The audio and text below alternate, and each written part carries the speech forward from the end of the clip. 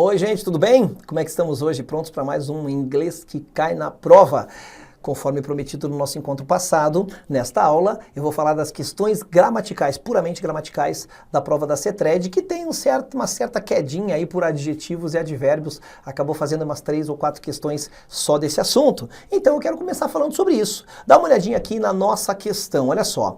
Complete the blanks of the following sentences with the adjective good or the adverb well. Bom, deixa eu aproveitar a palhinha aqui para dizer o seguinte então, tá? Vamos lá. Já sabemos algumas coisas sobre adjectives. Gente, a pronúncia é adjectives, não é adjective. Adjectives, primeira sílaba tônica, tá? E olha o que acontece aqui, ó. A gente já fez esse macete antes, mas vamos lá. Eu gosto muito de, primeiro, o adjetivo é qualquer palavra que dê uma característica para o nosso substantivo. Todo mundo já sabe disso, certo? Eu sempre gosto de usar o exemplo da garota bonita. Por quê? Porque esse é o nosso macete, para quem perdeu, vai lá. Qual é o macete da garota bonita? Quando a gente fala garota bonita em inglês, a gente fala o quê? Beautiful girl, certo? Que significa o que mesmo? Tá bom, garota bonita. Mas é estranho que, olha aqui, ó. Por que a palavra girl veio depois no inglês e a palavra bonita veio antes? É que, na verdade, a única coisa que é invertida no inglês em relação ao português, que todo mundo fala, o inglês é tudo ao contrário. Não, não é. A única coisa que é invertida é realmente a posição do adjetivo em relação ao meu substantivo. Coisas que nós deveríamos saber. Adjetivo não varia quanto a gênero e número. Portanto, como no português existe bonito, bonita, aí eu posso pôr no plural, bonitos, bonitas. Ou seja, tem a tal da concordância. No português tudo tem que combinar com tudo, né? Um garoto bonito, uma garota bonita. Tem que combinar. É a concordância. 2 garotos bonitos, 2 garotas bonitas. O adjetivo varia com relação ao gênero e número, ou seja, ele tem sexo masculino e feminino e ele tem singular e plural. No inglês, não. Não existe beautiful ou beautifula e nem beautifuls. Isso não existe. Adjetivo não tem plural. E adjetivo não tem masculino ou feminino, o que torna o inglês bastante fácil. Mas o mais importante do macete da garota bonita é que o macetinho é esse aqui, né? O macetinho como que funciona? Assim, ó. Aqui eu tô falando de garota, o que vem na frente indica que tipo de garota é, então eu leio daqui pra cá. Garota bonita. Porque tudo que vem na frente de um adjetivo, de um substantivo, né? Aqui tá meu substantivo, vou pôr em inglês, hein? Noun, substantivo. É um adjetivo. Agora, veja o que eu te falei, o macete da garota bonita, ele funciona simplesmente porque todo mundo sabe dizer garota bonita em inglês. Beautiful girl. Só que o raciocínio que você tem que fazer é essa informação adicional que eu acabei de te dar. Que qualquer palavra que vier na frente do meu substantivo é um adjetivo em potencial. Quer ver? Mas, gente, é qualquer palavra mesmo, tá? Qualquer palavra no inglês. Quer ver? Vamos pegar a palavra face, que todo mundo sabe que significa rosto, né? Rosto, face. E vamos pegar a palavra baby, que todo mundo sabe que significa bebê. Bebê, no sentido do quê? Bebê que você segura no colo, certo? Bebê. Então tá bom. Agora vamos lá. Se eu disser que uma garota tem eu digo assim, puxa, aquela garota eu acho ela linda, ela tem um baby face. Opa! Como é que eu traduzo isso aqui agora? Macete da garota bonita. Aqui eu tô falando de garota, o que vem na frente indica que tipo de garota é. Então aqui eu tô falando de rosto. O que vem na frente indica que tipo de rosto é. Leio daqui pra cá, rosto de bebê. E a palavra baby, que outrora era um substantivo, bebê que eu pego no colo, virou um simples adjetivo aqui. E isso vale para qualquer palavra, beleza? Mas é para qualquer palavra que vem na frente do meu substantivo, ela é um adjetivo e eu posso ter mais de uma, eu posso ter 3, 4, 5 adjetivos todos ali na frente. Por isso que às vezes na leitura dos nossos textos eu vou lá para trás, vou buscar meu substantivo e volto lendo os adjetivos. Legal? Mas uma outra coisa legal que eu posso acrescentar para você na aula de hoje é com relação aos advérbios. Primeira coisa que a gente tem que lembrar é que advérbio também é uma palavra que também transforma alguma coisa. Só que ela pode transformar um adjetivo, ela pode transformar um verbo, né? E ela pode transformar um outro advérbio. Vamos ver se eu consigo fazer exemplo das 3 aqui, agora que eu falei, tá bom? Então assim, ó, vamos supor que assim seja, tá? O preço, the price is extremely cheap, ó. O preço é extremamente barato. Eu poderia simplesmente dizer que o preço é barato, mas aqui eu peguei um advérbio, cuja uma das funções é modificar um adjetivo, né? Tá aqui meu adjetivo barato, certo? E aqui está a primeira função dos advérbios. A primeira função dos advérbios é transformar ou melhorar o significado de um adjetivo. Por isso que a CETREB, ela cobrou junto esses dois assuntos, porque eles estão interligados mesmo. Outra coisa que a gente pode ter aqui, um outro exemplo, vamos pegar aqui, ó, tá? Vamos pegar aqui, ó. He spoke fast. Ele falou rápido, ou rapidamente. Agora eu tenho o advérbio fast modificando a ideia de um verbo. Então, no primeiro caso, ele modifica a ideia de um adjetivo. Já vou apagar aqui porque a gente já usou, né? No segundo caso, ele está modificando a ideia de um verbo. Tudo bem? E eu posso também fazer uma outra situação ainda. Olha só. He ran, ele correu extremely fast. Veja, eu poderia dizer simplesmente ele correu rápido, que é um adjetivo, né? Mas aqui, perdão, aqui está funcionando como advérbio de verbo, né? Ele correu rápido ou rapidamente. Esse fast aqui, ó, é exatamente igual a esse. É um advérbio que modifica um verbo. No caso aqui, o fast está modificando o verbo spoke, ele falou rapidamente. No caso aqui, o meu fast está modificando o verbo correu, dizendo como ele correu. Mas eu quero melhorar a ideia do meu advérbio. Então eu coloco outro advérbio aqui, que vai trazer significado para ele, para dizer que ele correu extremamente rápido. E aí eu tenho um advérbio modificando advérbio. Então os advérbios têm essas três funções. Eles podem modificar um adjetivo, ou um outro verbo, ou um outro advérbio. E eles podem ser divididos em tipos. Advérbios, por exemplo, advérbio de tempo, advérbio de modo. Vamos pôr a categoria deles aqui embaixo. Eu tenho adverbs of, ó. Adverbs of place, primeiro, of time, of frequency e of manner. Ou seja, olha que lindo. Advérbios de lugar.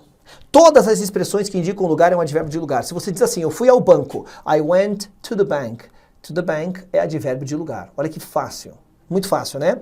Expressões de tempo. Todas as expressões de tempo são advérbios de tempo. Se você diz para alguém assim, ó, I saw Peter yesterday. Yesterday é advérbio de tempo, porque mostra quando a ação aconteceu. Então, todo advérbio de lugar, ele indica onde, e todo advérbio de tempo responde à pergunta quando. Simples assim. Advérbios de frequência respondem à pergunta com que frequência? Sempre indicam isso, portanto, a diferença deles para os de tempo é que os advérbios de frequência, eles dão uma ideia de repetição, tá? Então, quando eu digo assim, I go to school every day, quando você diz I go to school every day dá uma ideia de repetição. Não importa se a repetição é certinha ou não, eu poderia dizer assim, sometimes I go to the club. Sometimes também é uma palavra que é um advérbio de frequência porque indica às vezes. E às vezes indica alguma repetição. Tá? E aí eu já tenho aqui também o de manner, de modo. Os advérbios de modo geralmente nascem de um adjetivo. Por exemplo, quando você fala feliz, happy, e aí eu quero dizer o modo como alguém fez alguma coisa. Fez de maneira feliz, felizmente, happily. Tá? Então é assim que funciona. Os advérbios de modo, geralmente, não sempre, são acrescidos do LY. Você pega o adjetivo que você quer, acrescenta o LY, mas essa é uma regra geral, tá? Existem exceções. E nem todo advérbio de modo termina necessariamente com LY. Mas esse LY do happily, né, do beautifully, né, que é lindamente, enfim, ele funciona como esse mente do português. E a CETREB cobrou justamente isso, tá aqui, complete ou com os advérbios good, opa, eu não gosto dessa cor, deixa eu pegar uma cor diferente aqui, ó. Good ou well, que significa o quê? Um deles é adjetivo, é o adjetivo bom, portanto, o adjetivo vai ser acompanhado de um substantivo, e esse aqui é o advérbio bem, que geralmente acompanha um verbo. Vamos ver a primeira frase? He won the game because he played... Putz, tem um verbo aqui, ficou fácil, né? Ele ganhou o jogo porque ele jogou bem. He played well. Nossa, não tem nem o que dizer. These exchange students, ó, aqui eu tô falando de alunos, o que vem na frente indica que tipo de alunos são. Macete da garota bonita na própria aula. E aí, então, vou traduzir assim, né? Estes alunos de intercâmbio são o quê no inglês? São bons. Aí, realmente, eu vou dizer are good. E eu gostei aqui da prova, ó, porque ser bom em alguma coisa não é to be good in, não é good in, é to be good at. Eu sou bom em desenho. I'm good at drawing. O texto ali tá certinho na questão, dá uma olhada. E aqui a outra frase que fala, você não parece bem, you don't look well. Você está bem? Aí é só repetir mesmo, tá bom? Are you well? Então a melhor resposta realmente é a letra A. A gente ficaria com a letra A. Legal? Essa ficou fácil depois da nossa aulinha, né? Vamos mais uma então que também trata disso, ó. Também trata de adjetivos ou advérbios. Só que agora ela quer que você pegue esses advérbios aqui e os transforme. E para nossa coincidência ou sorte, são todos advérbios de modo. De modo, ou seja, advérbios de modo indicam o modo, como alguma coisa acontece, aconteceu, acontecerá. Então a questão diz, complete the blanks of the following sentences with the correct form of the words in parentheses, either as adjective or adverbs. Ou seja, você que vai ter que transformar a palavra ou na forma de um adjetivo ou de advérbio. Vai lá, a primeira frase diz, go and have a rest, vai e descanse. You shouldn't work so, você não deveria trabalhar tão... Bom, aqui tem a ver com o verbo. Tem a ver com o verbo e a palavra tão arduamente, tá? Então, assim, aqui neste caso, a gente vai usar a palavra hard. You shouldn't work so hard. Por que hardly? Porque hardly geralmente vem acompanhado da expressãozinha ever. Hardly ever. Então, aqui já vou eliminar essa e essa. Tudo bem?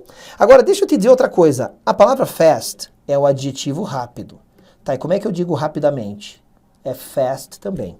Não existe fastly. Isso aqui, ó, pelo amor de Deus, o cara te deu de presente. Já abominei, já eliminei. Então já eliminei essas duas aqui porque não existe fastly e já eliminei essas outras três, de modo que olha só o que sobrou. Então essa aqui também não pode. Só sobrou a letra A, né? Mas vamos lá. I love you, he said to me. Eu amo você. Ele disse para mim suavemente, daí realmente eu vou dizer softly, acrescentando aquele ly que transforma alguns adjetivos em advérbios. Então, realmente aqui a gente está com hard e softly, está confirmando a letra A, né? E aqui o item número 3, que era para ter caído aqui embaixo, mas tudo bem. I like driving, eu gosto de dirigir rápido. A palavra rápido não muda, sim, está validada, a letra A é a nossa resposta, tá vendo? Ela vai aparecer aqui, ó, a letra A, tá bom? Então é isso, meus queridos. Questão de advérbio e adjetivo. Assim, eu julgo essas duas questões aqui de nível médio para fácil, tá bom? Vai depender de quanto tempo você não está em contato com a gramática, mas não é difícil não, tá?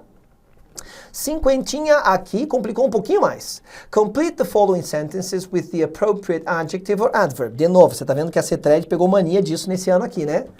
Para tornar as comparações corretas com relação ao quê, né? Para to make correct, para fazer comparações corretas ou superlativos corretos, tá bom? Olha aqui, a ideia da frase é dizer que o Joe lê mais papéis do que o Chris, mas o Sandy lê, olha esse the. Esse the é característico do grau superlativo. Quando eu digo o melhor, olha como é fácil de você associar. O melhor, eu não digo the best. Então é isso. Sempre que esse carinha aparecer em questões desse tipo, ele está pedindo aqui o superlativo. Tudo bem? Então vamos lá. Joe reads mais. Mais eu vou pôr simplesmente more. Mais papéis do que Chris, mas o CN lê o mais de todos. Eu vou dizer the most, porque não existe the more assim para acabar a frase. Só se você for fazer comparativo gradual. Comparativo gradual. Quanto mais eu estudo, mais eu aprendo. The more, aí você pode dizer, hein? The more I study, the more I learn. Tá bom? Aí você pode usar o the more, ou até o contrário, the less, assim por diante. Aí a gente chama de comparativo gradual, tanto para mais quanto para menos, tá? Vamos ver a próxima então. Olha, gente, é o seguinte, este foi ó, tá aqui, tá sugerindo de novo, ó, essa palavrinha aqui sugerindo o superlativo, igual eu te mostrei aqui no cantinho. O pior, aqui ficou fácil, gente, aqui por causa de um item você vai matar a questão. A gente sabe que tanto a palavrinha good quanto a palavrinha bad, a palavra good e a palavra bad são exceções na hora de formar o comparativo e o superlativo. Comparativo é sempre em relação a dois, tá? Comparar duas coisas. Superlativo é quando você diz o mais de todos, tá? Super, lembra do Superman, tá bom? Só que a palavra good no comparativo ela fica better ou better e no superlativo fica the best, com esse the aqui na frente que significa o a, né? Porque claro, se eu estou dando um caráter de algo específico, né? Então tem que usar. O bad, ele vai ficar aqui como? Ele é uma exceção, ele fica assim aqui, ó, worse. E aqui ele fica parecido, mas é the worst. Ou seja, note que o bad, tanto o good quanto o bad, eles se modificam bastante quando vão para o comparativo e para o superlativo, certo? Pois bem, ele está pedindo aqui para a gente completar da seguinte forma. Está sugerindo que a gente complete com o superlativo de bad, porque ele está dizendo, ó, este foi o pior concerto ao qual eu já estive. I have ever been to, que aqui é o tal do present perfect, lindo de morrer. Tá delícia. Olha só. Então ele diz assim, ó, esse foi o pior. O pior vai ser o quê? Tá aqui, ó. The worst. Então, quando eu completar aqui com the worst e for para as alternativas, olha aqui, ó. Esse não pode. Questão número 2, tá?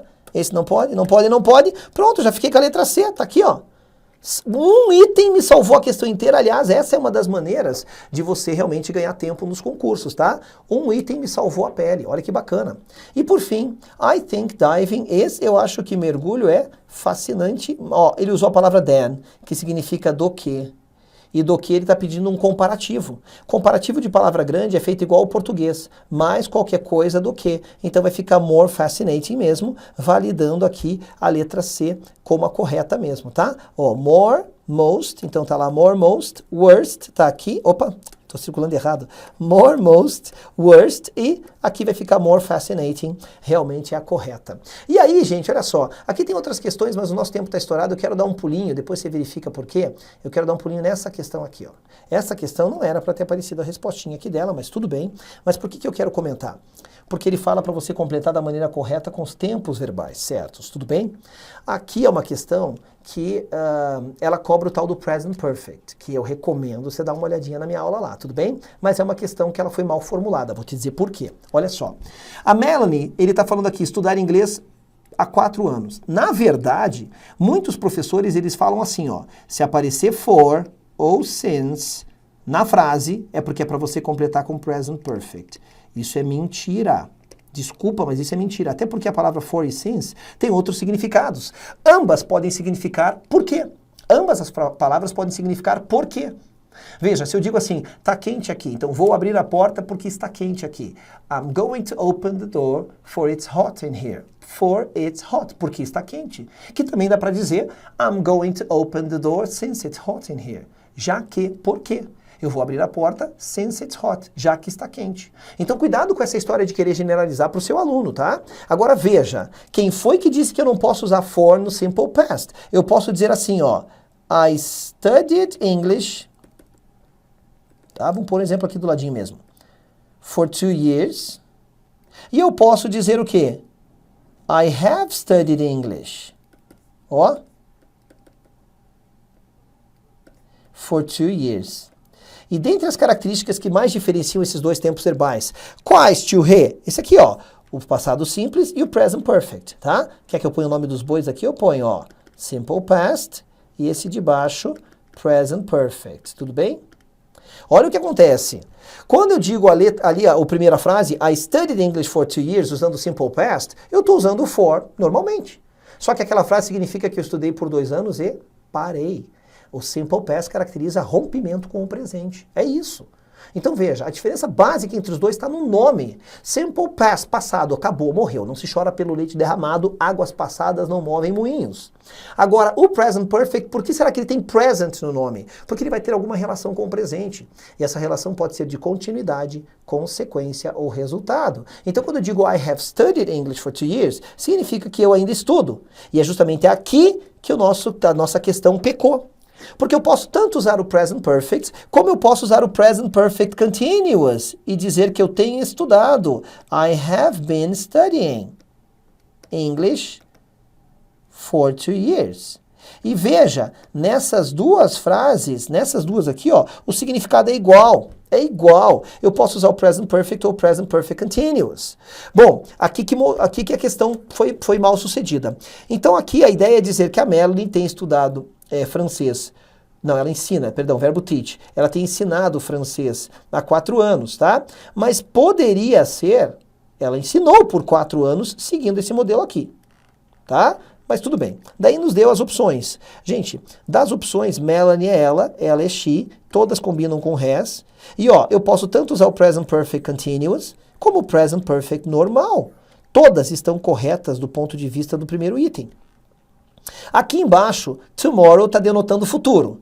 O futuro ele é feito com a partícula will, mas depois do will tem que ter um verbo na forma básica. Não posso ter isso aqui. Então o que é possível? Isso. Bom, futuro não é o verbo sozinho no presente, não é passado. Opa! Então, na verdade, considerando que todas as primeiras etapas estão corretas, eu teria 2 frases, 2 respostas corretas aqui. Essa questão está furada, certo? Pelo menos do ponto de vista gramatical e da análise pura do present perfect, posso lhe garantir, a resposta dada naquele ano foi letra B, ninguém contestou, mas a letra D também estaria correta sendo possível ser utilizada. Tá bom?